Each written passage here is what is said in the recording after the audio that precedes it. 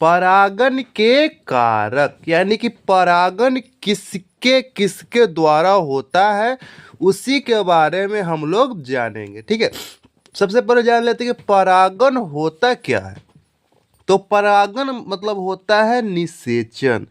निषेचन, ठीक है, जैसे जानवर में होता है, आदमी में होता है, उसी तरह से पुष्प में भी होता है निषेचन। तो ये कैसे होता है कि किसी भी माध्यम के द्वारा जो पुष्प का नर नर जनन अंग के अंदर परागकण होता है, उसे किसी भी माध्यम के द्वारा पुष्प के स्त्री केसर के वर्तिकाग्र तक पहुंचने की क्रिया को क्या कहते हैं हम लोग? परागन कहते हैं। ठीक है, तो परागन दो तरह से होता है, जीवीय और अजीवीय। जीवीय मतलब होता है जिसमें जीवन हो, क्या होता है? जिसमें जीवन हो। और अजीवीय में जिसमें जीवन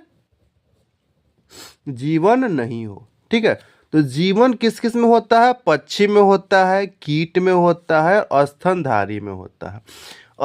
और अजीवीय में क्या होता है? जिसमें जीवन नहीं हो, तो उसमें क्या आता है? वायु आता है और जल आता है।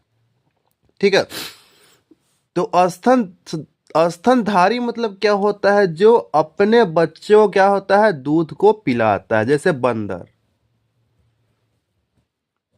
है ना, इंसान। ठीक है, बहुत सारे हैं।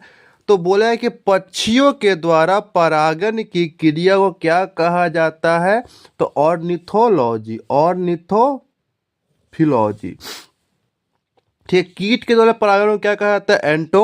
एंटोमोफिली। ठीक है, स्तनधारी में कुछ नहीं होता है। वायु के द्वारा परागित पुष्प को क्या कहा जाता है? एनिमोफिली। ठीक है, एनिमोफिली।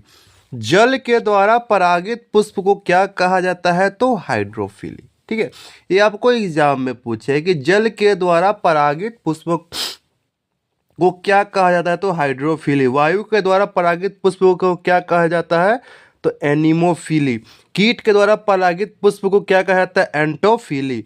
पक्षियों के द्वारा परागित पुष्प को क्या कहा जाता है? तो ऑर्निथोफिली। ये कुछ उदाहरण था, है ना। तो ये पक्षी के द्वारा किस तरह से परागन होता है, कीट के द्वारा किस तरह से परागन होता है, वायु के द्वारा किस तरह से परागन होता है, जल के द्वारा किस तरह से परागन होता है। तो पक्षी क्या करता है कि अपने पंखों या पैरों में परागकण को लगाकर उड़कर वर्तिकाग्र तक पहुंचता है। कीट भी उस तरह से करता है, मनुष्य भी करता है।